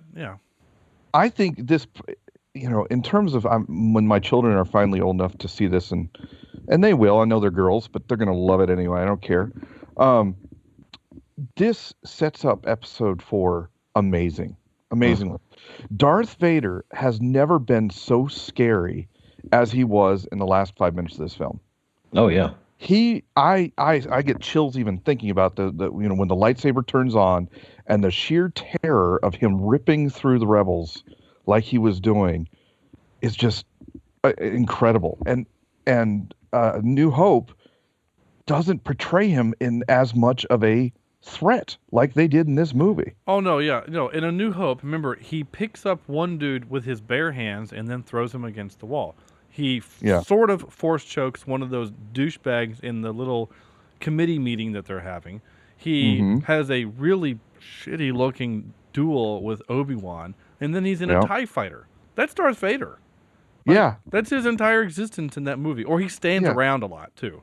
With It's not until he starts fighting Anakin. I'm not Anakin. Oh, good Lord. Luke. Luke in the fifth movie, Empire Strikes Back. That he starts to get real kind of scary. And actually he's able to use some force powers and stuff like that. Yeah. Basically what they did was they gave us, you've not played the new one, Sam, but it's basically they gave us what he does in Battlefront, the video game. They gave us video game Darth Vader. The only thing he didn't do that you can do in that game is he didn't throw his lightsaber and then force pull it back. And call it back. Yeah. The only thing he didn't do. I mean, when he force pulled that guy, threw him up into the ceiling and then walked past him and then dropped him, it was cool. It was great. It was really cool. Yeah. I mean, he was a one-man boarding party because he knew that he wouldn't be hurt. It was just so amazing. It was very cool. So, and when he had his little chat with the director, and he was, don't choke on your own ambitions and stuff like that. That was a little eye rolling. It was a little eye rolling. It was a little cheesy, and but the fact that they showed him, out of his suit getting, medical care, I thought that was kind of cool. So again, I really liked the movie a lot. I think it was really good. It's certainly not my favorite. And I still think Force beats it. I do too. Again, and for the same reasons you mentioned before, it's just that it's setting up so much more that we don't know. And frankly, Force is more fun of a movie. It's just fun, like there's just, I mean, the little droid gives him a thumbs up with a light, with a cigarette lighter, and Han says, "That's not how the Force works," So there was some more jokes and stuff like that. Again, not that there weren't jokes. I mean, there was dry humor. Again, K2 was fantastic, and he stole every scene he was in. You sure too are having an awful lot of explosions for somebody trying to blend in, and then he throws grenades and kills 6 stormtroopers. It was great. So, and his death was fantastic and emotional. I mean, in fact, I got more emotional at his death than anyone else's. Though Donnie Yen's was great too, with the guy with the vacuum cleaner on his back. His was good too, but when the robot does his thing, his last act is to help his I will come along too, because the captain told me to. So he was good. All right, that's our show, and it is and I'm laughing. We have lost Sam. We've lost Sam. His computer has completely crashed, and his message to us is CPU shit down. Shut. So I will simply just go ahead and play us out of the show.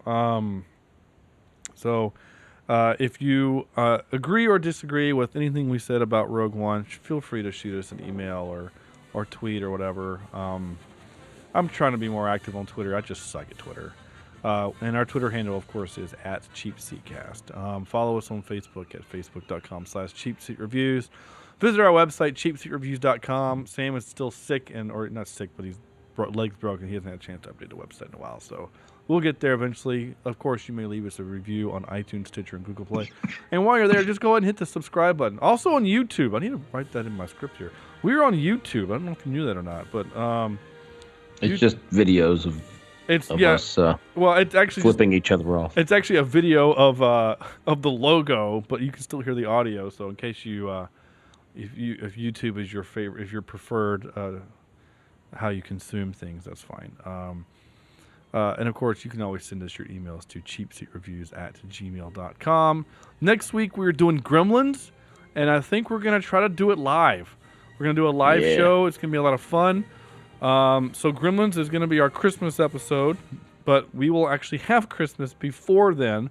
So on behalf of Sam, whose computer just crashed, Corny, who we miss, we've not had him on in a month now. Andrew, this is Sean saying thank you for listening. Have a Merry Christmas. We will see you next week. And of course, as always, may the Force be with you.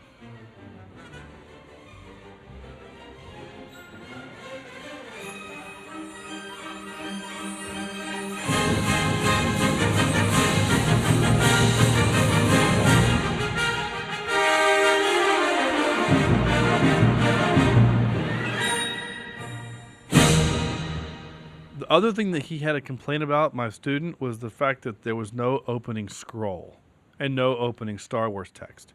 And I was like... I heard about that before I even went to see it, so I was prepared not to see it. Right, but I said, but remember, this isn't an episode of Star Wars. This is what... previously on Star Wars. I mean, it's literally what this is, right? It's just to get us to A New Hope, right? A New Hope is the story. This is just how do we get there, right? So anyway. I don't miss the scrolling words because, frankly, I've never liked that, and it's just my laziness. I don't like to read, but that part didn't bother me. What bothered me was I didn't get the main Star Wars theme and the Star Wars logo pop up at the beginning. Well, because I didn't know that wasn't going to be there, and then after it happened, I was like, oh well, okay, I guess we're just going to jump right in here. Well, Michael Giacchino did the score, okay, and and if you go back and if you watch the Star Trek reboot, the 2009 reboot, right? Yeah. So he did the same thing in that. You don't get the Star Trek theme until the very end. And his mind, and he said it for Star Trek. Now I'm going to make the assumption. I'm going to put words in his mouth. This is what he said. You've got to earn it. You've got to wait until we get to Star Wars. When you see Leia, when you see the droids, you're going to have to earn your Star Wars theme, and then I'll give it to you literally in the ending credits that lead you into A New Hope. So that's why he did it. I think I'm, again, making a decision for him or making up what he would think. But that's probably why. But that's why I think that's why he did it, because that's what he did in Star Trek. He said you got to earn it, and you had to wait until Leonard Nimoy said on camera, "Space, the final frontier. These are the voyages." Blah blah blah. Before you got the Alexander Courage arrangement of the Star Trek theme. So right. Yeah. Anyway, all right, and that's actually going to do it now for our show. Thank you for listening. Good night.